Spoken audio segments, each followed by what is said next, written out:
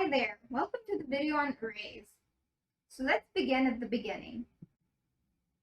Arrays are just a collection of items stored in contiguous memory locations.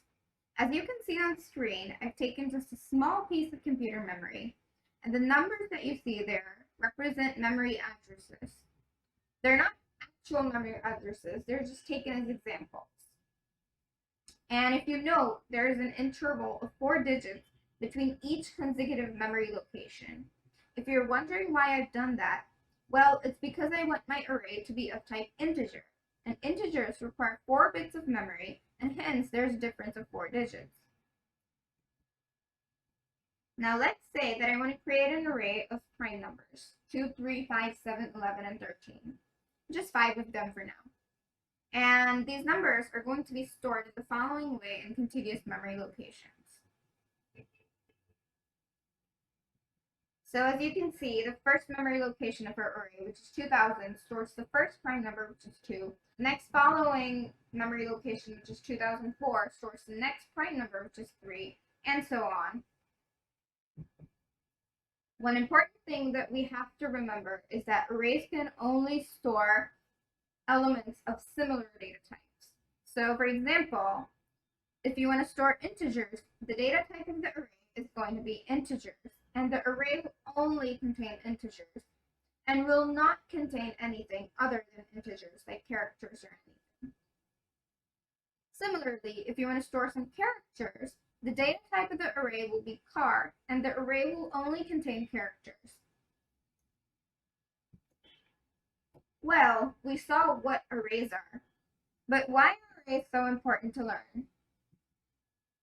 Well, first of all, arrays are the most basic data structure. Apart from that, arrays are important because you don't need to declare a huge number of variables. For example, you might want to need to store marks of students in your college. So there might be like 500 students, and you don't want to name each, you don't want to give a variable to each student. So there will be like 500 variables. You don't want that. So declaring variables of each student would just be a complete headache. So arrays can come to your rescue because you use a single variable of size something, let's say 500 in our case, and you're done. You don't need to assign 500 different variables for 500 different students. Another reason why arrays are so important is that arrays are very fast and efficient, and many operations, including searching, sorting, insertion, can be done quite easily using arrays. And it's also possible to organize and store elements easily in arrays as compared to other data structures. So those were the advantages of arrays. Are there any disadvantages? Well, there are.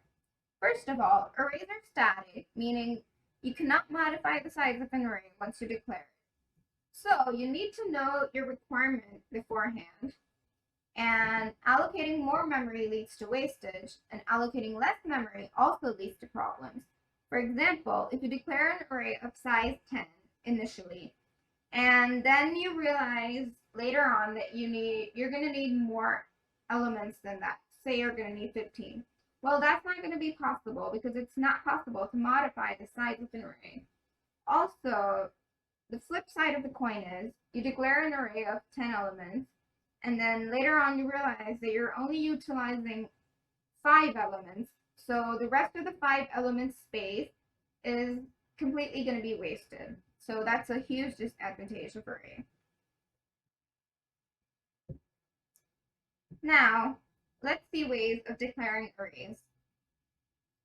So this is the general syntax, which is basically data type, name, followed by square brackets, and in the square brackets, we're going to mention the number of elements. So for example, int prime numbers, and in square brackets 4. What this one tells me is that my array is going to be of type integer, and prime numbers is the name of my array, which indicates that my array is going to be of prime numbers, and the 4 in the square brackets represents the size of the array. So my array here is going to store 4 elements.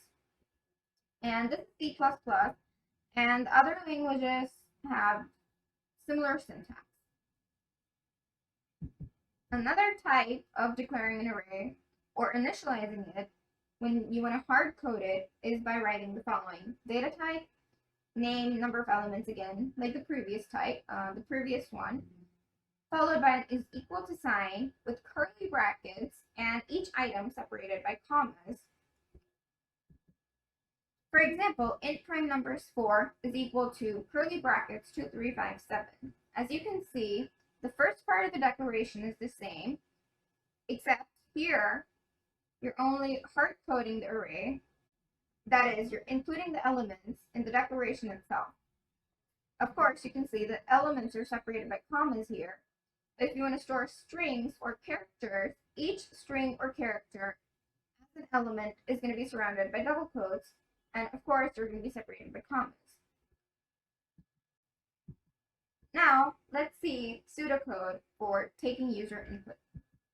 Step 1, initialize iteration variable. You can take your iteration variable as anything, for example, I, and then begin a for loop where iteration variable is set to 0, and it goes on up to size minus 1. So size minus 1 is basically the size of the array, because we want the entire array to be utilized.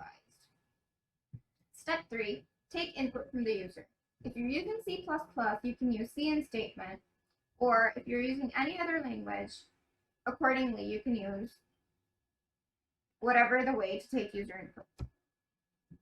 Step 4 is to end the for loop, obviously, when the size is reached, or the limit is reached.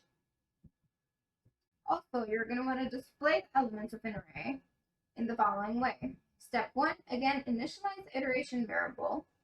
Step 2, begin a for loop where iteration variable I, let's say, or index is set to 0. And the for loop will continue until it reaches the end of the array, which is going to be size minus 1. Step 3, print elements of an array. If you're using C++, obviously you're going to use cout statement. If you're using Java, well, system.out.println, or any language you're using accordingly. Step 4, end the for loop when the limit is reached. So that was it for this video, and I've provided the link to the source code for arrays in the description box below. Thanks for watching.